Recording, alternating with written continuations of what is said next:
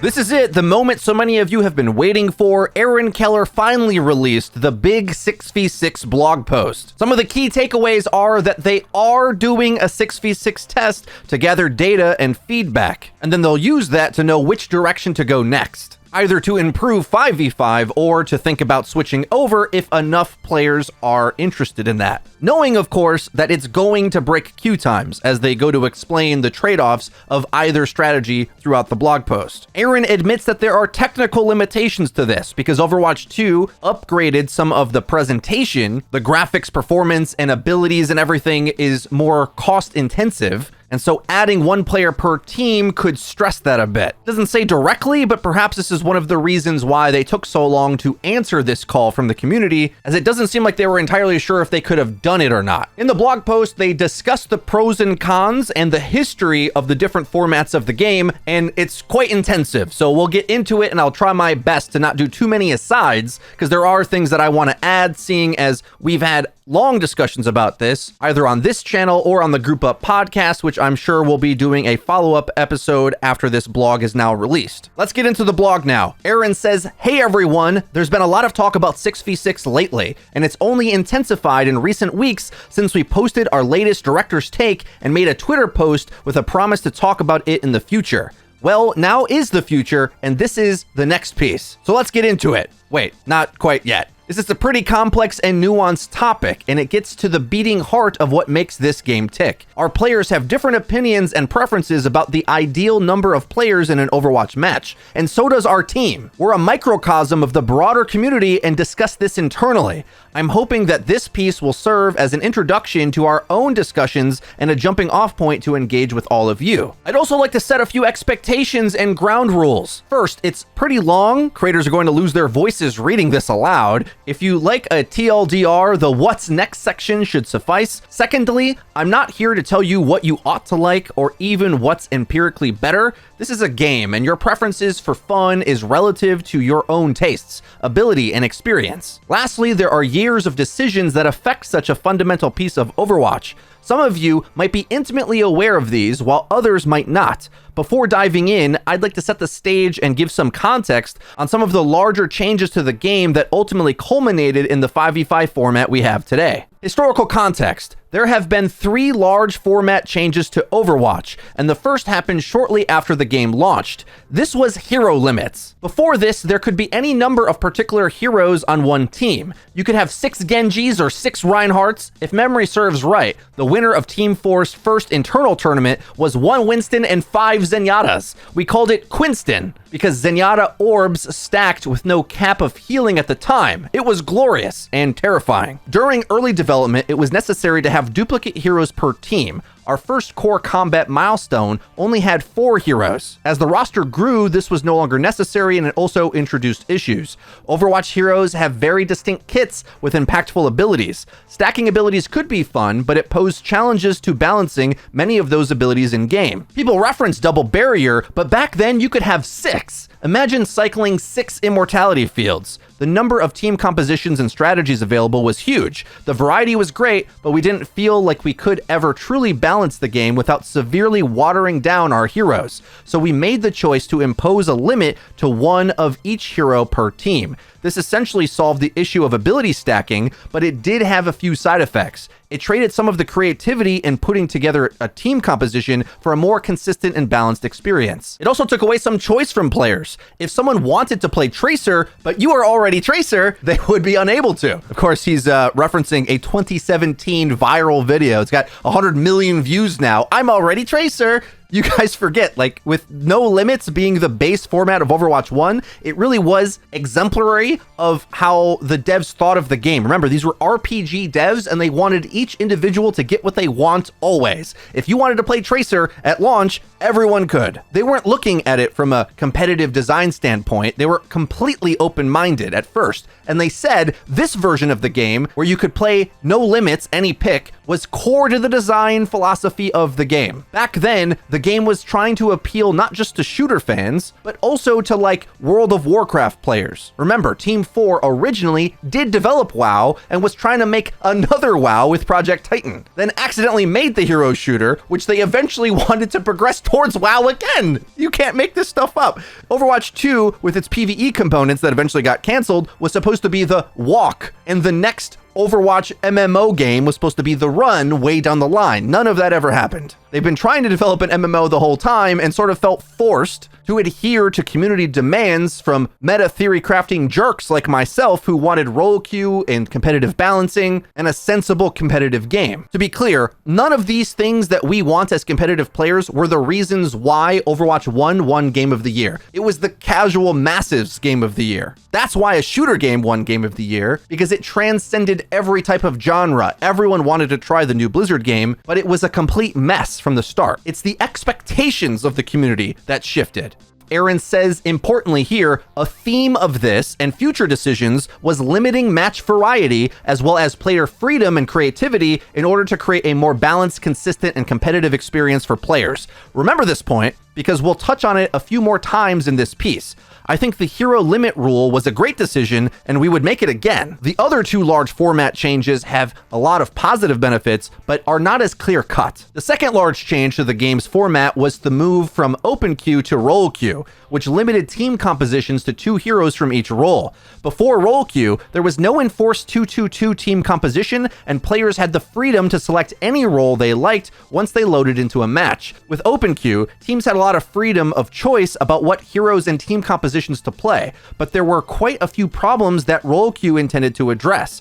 Prior to implementing role queue, there was a stark imbalance to the number of people playing each role within each match. Damage was by far, and still is today, the most popular role, and tank was, by far, the least popular. In fact, some matches with 5 or 6 damage players on each team was not uncommon. Yes, and this is why Jeff said most Overwatch matches before role queue had 1 tank or less. Remember, the word most is important because it means more than 50%. That's an outrageous stat when you think of the ideal team compositions at least had 2 tanks, and multiple comps and eras had multi-tank, 3 or 4. How do we have a format of a game that leads to so much tank synergy being oppressive to the meta, yet it's not really the popular way for people to play? How do they solve that? It was an unsolvable problem and continued to be problematic even as they tried to solve it with role queue. The blog post continues, this role imbalance frequently led to widely imbalanced matches between teams. The game played better when heroes from all 3 roles were selected.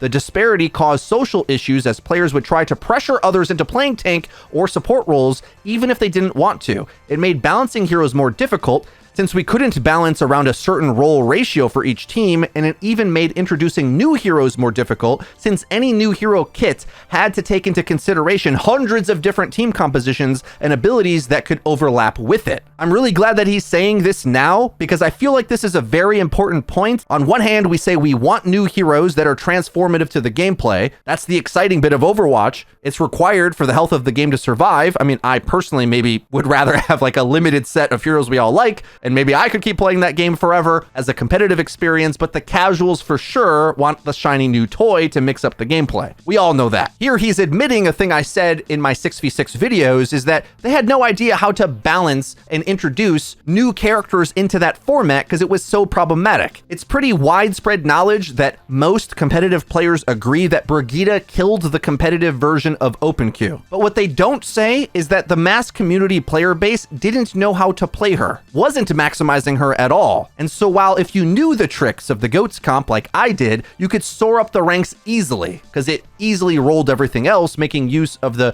tanking synergies as well as the AoE healing. But what us competitive players never really pay mind to is the casual player that is trying to enjoy these different mechanics without optimizing the gameplay. That is an impossible thing for the devs to balance, because basically it means you can add new heroes that break the game for one aspect of it and then be completely absent in another. That kinda hasn't happened in Overwatch 2 because things are more formulaic. They kind of do the direct job you expect them to do. It's not like Brig, who, like, is she more of a tank, a healer, brawler type character? What do we do with her? Where do we play her? In 6v6, it was a big confusion, and it took a while, actually, before the top pros even made it consensus that it was the most fundamental and economic way to play. Even they weren't convinced immediately, and there was several different Brig comps that started to emerge. It wasn't GOATs right away until the players in that team kind of solved it. Because of the peak potential of any given team comp with 6 players, the free swap format was incredibly problematic, just like it is in 5v5,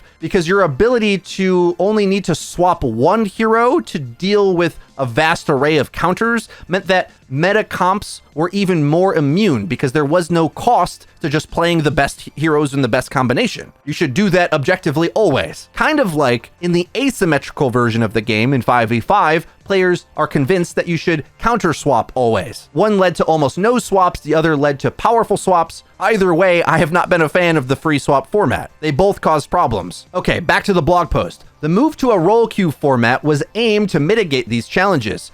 Moving to role queue solved many of these problems and added some additional benefits to the game as well. With role queue in place, matchmaking is based on skill within a given role, not just skill overall. Some players have widely different skill ratings per role, so the ability to matchmake around a set of roles provided a big measurable boost in match quality. Let's remember, when they say match quality, they mean the predicted accuracy of any given match, because they want it to be as close to a 50% win rate as possible. They don't want to stack the deck for one team to know for sure they're going to beat another. And when their predictions are more accurate, they deem that to be good match quality. Whereas if the matchmaker is struggling to predict that accurately, they know their match quality is bad. So with more variance in not knowing what a given player at a given MMR will even play in the match, it was much harder to accurately matchmake. Okay, back to the blog post. He says, role queue also solidifies the identity of each role, and the fantasy of doing that role's job became clearer. However, the switch to role queue system did have some downsides, the largest of which was much longer queue times. Prior to role queue, the matchmaker just needed to find 12 players of similar skill levels in order to put a match together. After role queue, it needed to find 4 players of each role to make a match.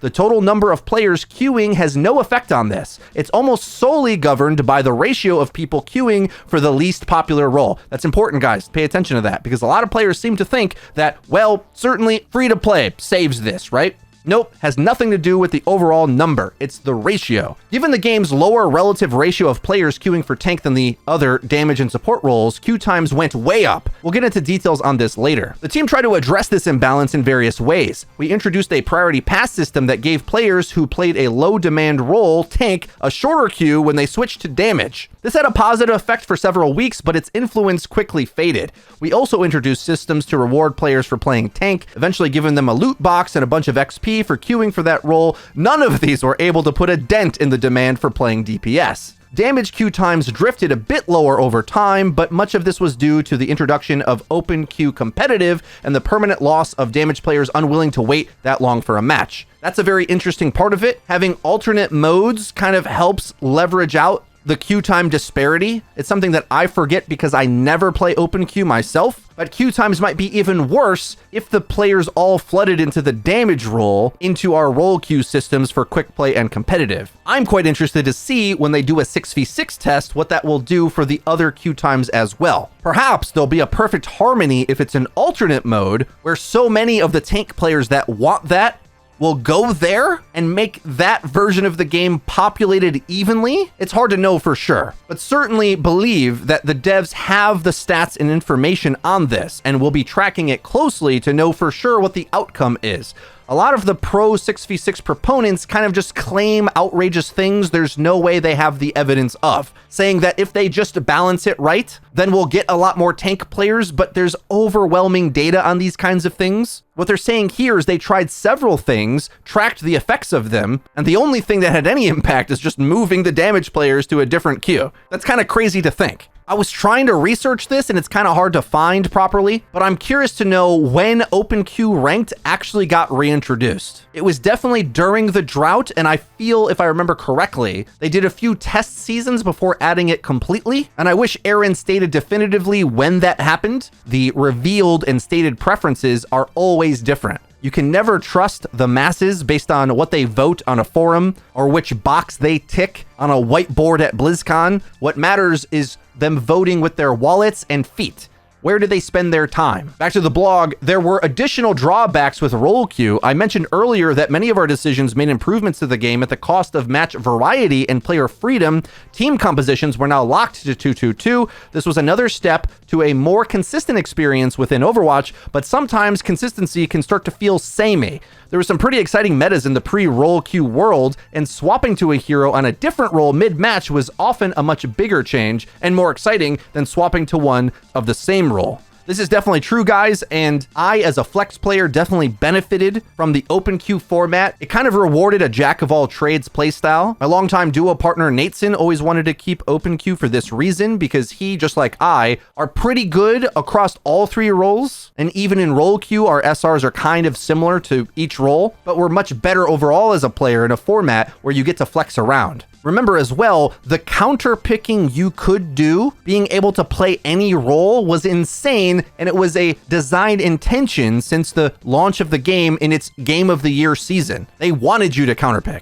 And if anything, the thing we complained about as a community overall was counterpicking was weak, because meta synergies were overpowered. And frankly, the game was so complex that there's also evidence that a bigger percentage of the player base's ability to play any given type of comp or meta played a bigger proponent than just mere balance alone in the game. It's not just the numbers in the game, but the mastery of any given playstyle. There's characters like Wrecking Ball that no one knew how to play for years, it seemed like, that you had to master in such a finesse kind of way that until that really got developed, he didn't really get played at the highest levels of play. But he might have been better than originally thought. The GOATS comp did receive lots and lots of nerfs over time, and it was still deemed the best overall comp, but part of that was due to the expertise of the players playing it. And by the end of that era, right when they were going to add role queue, the Shanghai Dragons did overcome it and win the final tournament with an anti-GOATS comp, mass damage, single tank comp. So this idea that the balance alone solves this issue, whether it's role popularity or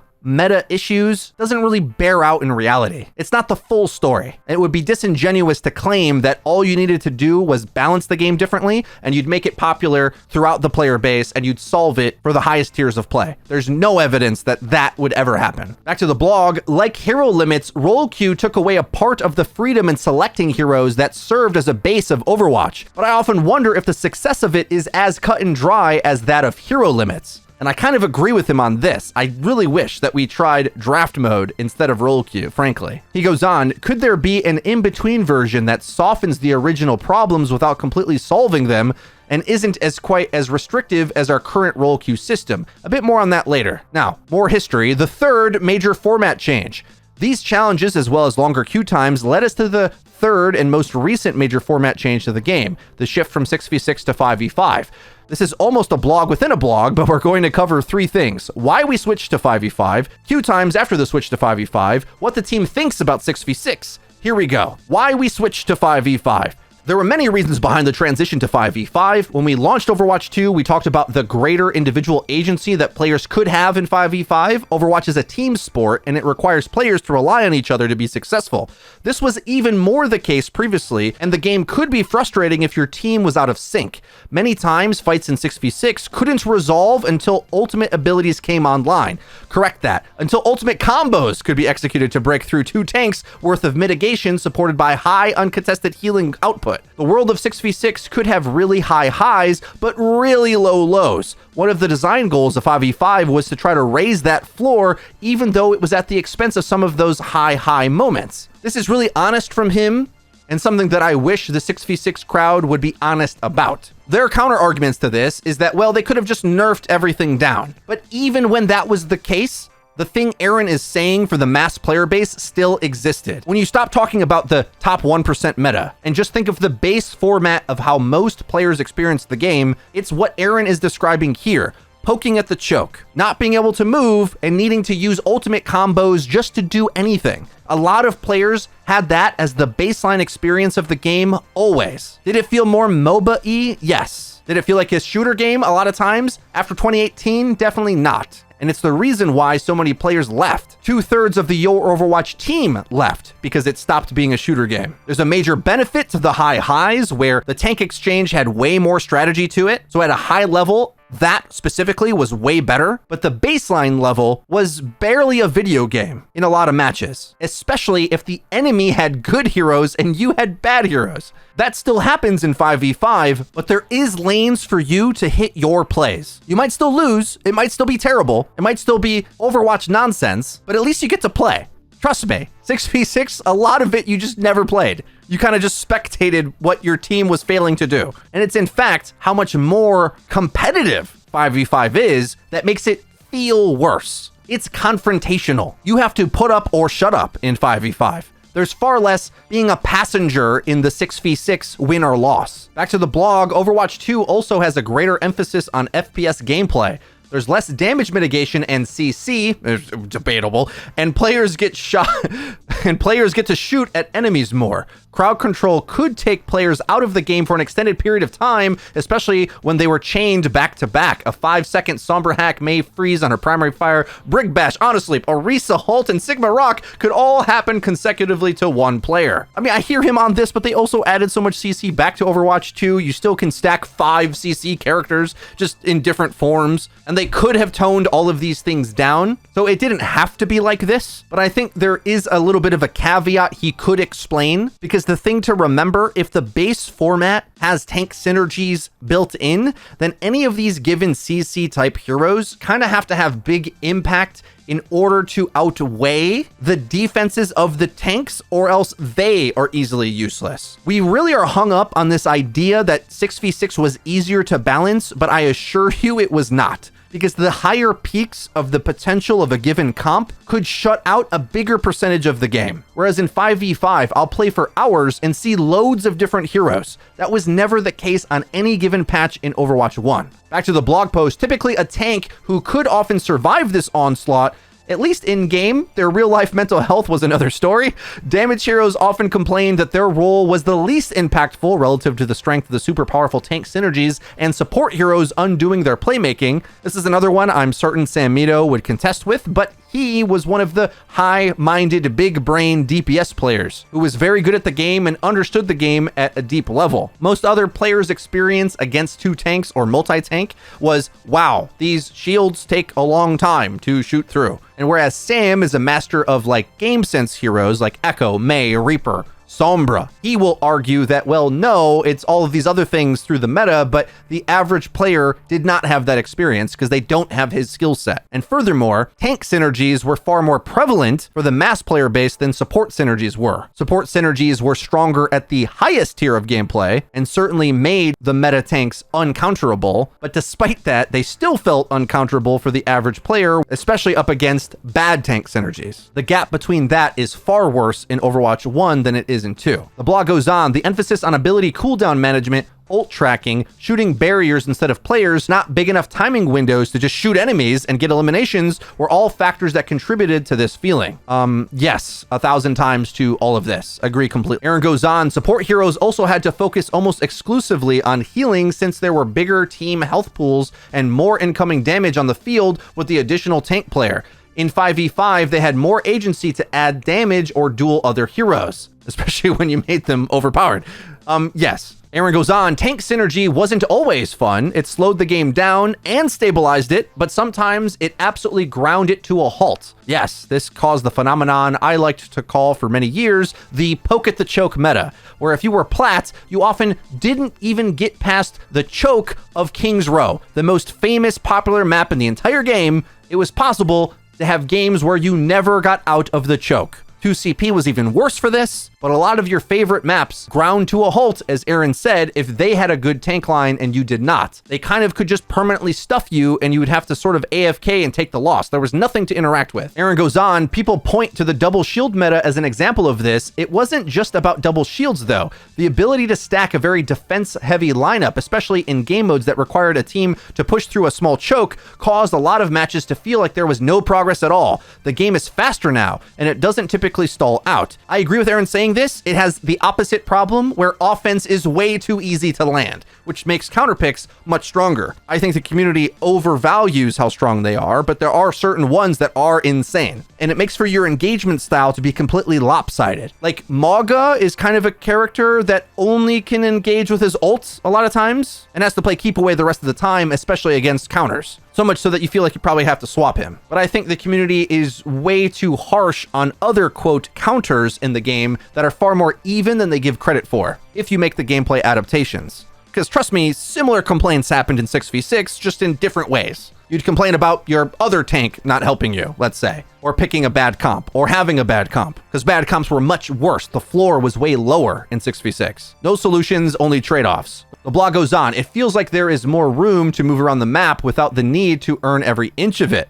In 5v5, fights are often less focused on moving around in a deathball formation, and there is more room to take angles, flank, and duel other players, which brings more of that FPS gameplay. Of course, they have stabilized this by making every hero have an escape and a self-heal and a Suzu, an I can't die button and a you can't die button. But yes, I do agree with him in this point where you are flanking, getting angles using cover, and dueling, not just working down the front line, and I prefer that personally. Moving on, he says, while 6v6 can have high moments, it also is hard to follow. Tracking 9 other players is easier than 11. I kind of disagree with him on this, honestly. There are fewer visual effects on screen, especially during big team fights. Overwatch is pretty demanding of a game, and moving to 5v5 made it a bit more cognitively manageable. Lastly, one of the biggest benefits of 5v5 was dramatically reducing queue times. Let's explore that. First, talk about the viewability of the game. I think in some cases he's right, but since characters have so much more movement now, are so much more self-sufficient and get to spread out on the map,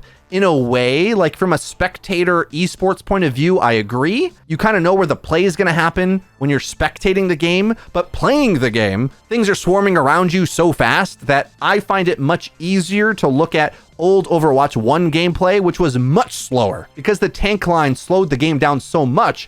Oddly enough, even though when it got super crazy, yes, there was more abilities in play, the defenses of the tanks, which slowed the game down, stalled it out, made that a lot easier to understand because only certain things mattered, right? Like damage were much worse against 2 tanks than they are now, even in their weakest form in this patch with supports being strong and tanks being gigabuffed. Damage are stronger now than they were up against 2 tanks as like a baseline. All right, now let's get on to queue times. The chart below shows ranked play queue times per role after the induction of role queue to Overwatch in 2019. Crazy to think that's the year halfway through its life cycle, compared to queue times per role in Overwatch 2's 5v5 role queue format. As you can see, the shift to 5v5 role queue dramatically reduced queue times for players in all roles, and most notably the damage role, which is the most popular role. The biggest factor driving the difference between Overwatch and Overwatch 2 queue times is the ratio of players queuing for each role.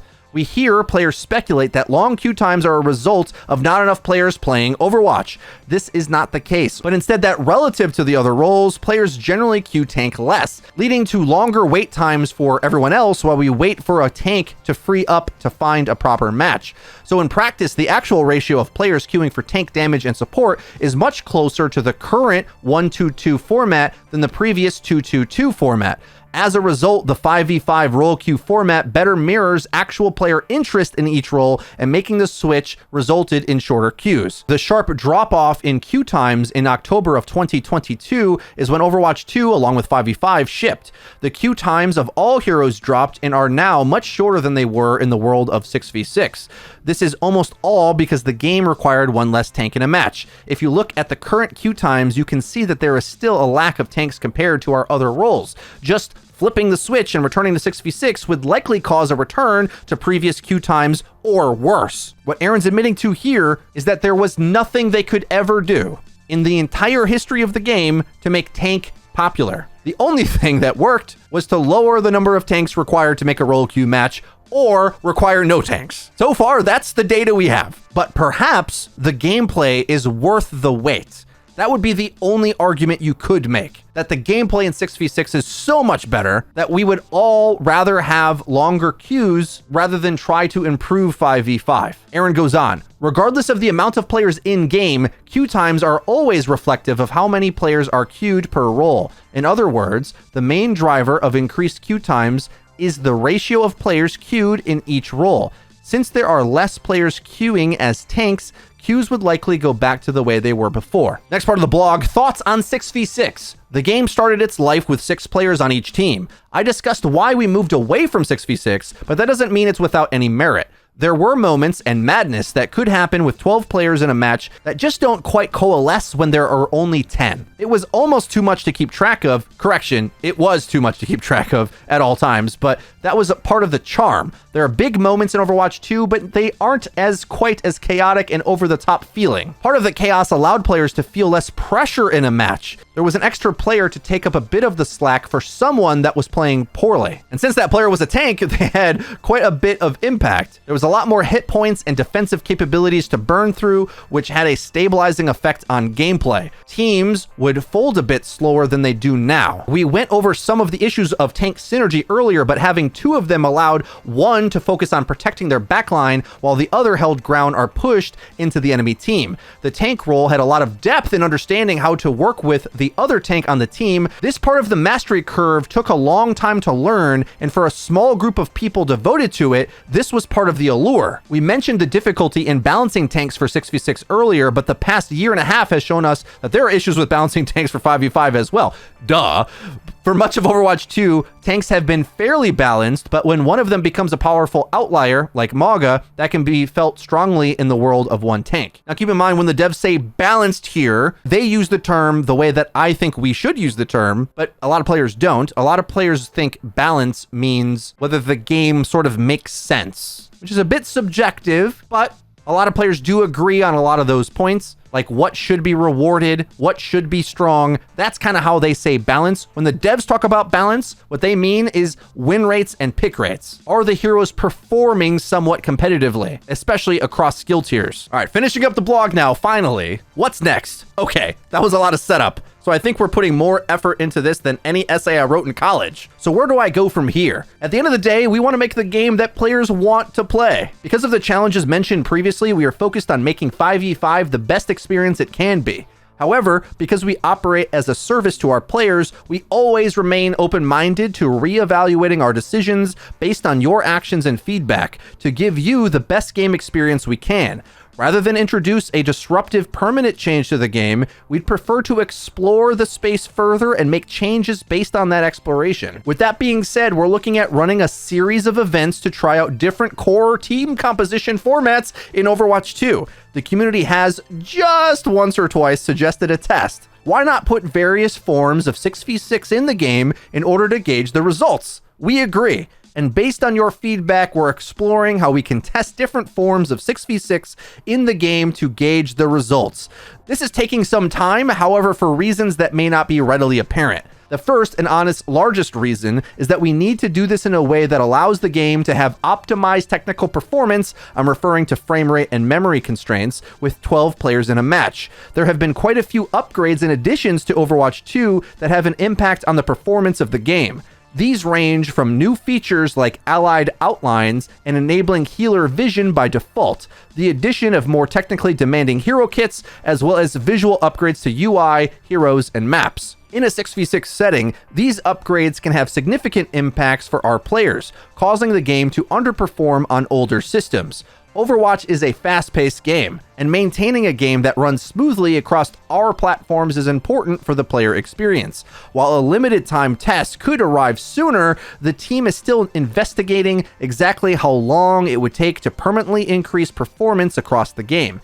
This would be a large effort and would most likely take at least several seasons to accomplish. Another issue, and one that still gives me anxiety about opening this Pandora's box, is what do we do with queue times if enough players prefer 6v6 to keep some form of it around? The team was not able to solve this issue previously. While we have some ideas now, there's no guarantee that they will work. Is there a world where people are willing to live with long queue times to play this old format?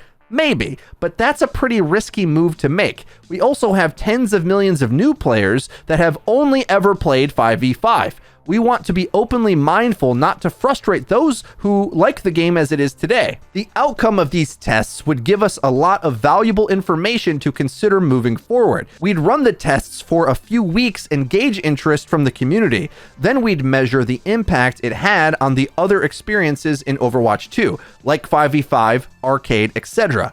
We'd take the lessons from this playtest to see what we can learn about the mode within the current game ecosystem and for the future of Overwatch. We would reflect carefully on the learnings from whatever test we run and explore how to best give players what's being asked for. Whether that's a world of 5v5, 6v6, or even both is for future us to figure out. I'm going to jump on a soapbox for a moment. When you look at the changes to Overwatch since its inception, it's clear that many of those have reduced some of the variety within an Overwatch match. We get feedback from some players that Overwatch can feel the same from game to game. While much of this gets attributed to 5v5, we feel there is more at play here. Besides running experiments with 6v6, we'd like to run some that re-examine the ways we tried solving previous problems, specifically with the goal of bringing some of the freedom back to an Overwatch match without the severity of issues that accompanied it. For instance, we think there could be other ways of putting a team together that aren't quite as rigid as a set team composition, but not as loose as OpenQ. We'll be running at least one quick play hacked based on this idea in Season 13. There are some gotchas to this direction, but after reading 400 pages of this blog, I hope you'll see that there are trade-offs to many of the decisions that go into this game and into any game, really. This kind of sounds like they might be considering SVB's suggested sort of hybrid open queue role queue idea, like limited roles, or maybe even options to switch the role you're in, or maybe one day I'll get the format I've always wanted with draft mode. Hey, we're all getting formats out here. Sam gets a format, SVB gets a format. Give me a format. Give me draft mode, please. Then I can defend the thing I actually always wanted instead of having to defend 5v5. This is BS.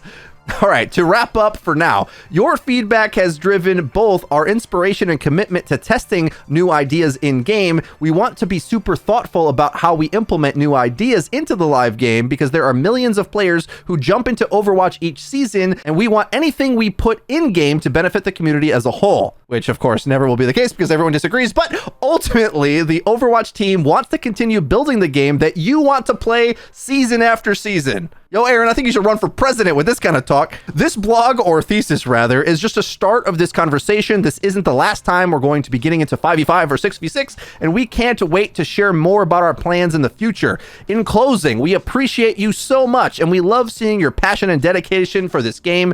Team 4 and the Overwatch community team hears you. We see you, and we're incredibly thankful to be on this ride with all of you. Can't wait to share more in the upcoming months, and let's make a great game together. Lord almighty, what a blog post, ladies and gentlemen. Everyone's getting what they want. Isn't that great? Yeah, I can't wait for them to try out this test, guys. This video is long enough already. I appreciate you guys tuning in for it. We're going to have a group up podcast detailing this, I believe, coming out tomorrow. If you enjoyed this video, please be sure to leave it a like, and don't forget to click subscribe and the bell icon to actually get notified when our videos come out. That's been it for me. I've been Frito for your Overwatch. I'll see you guys next time.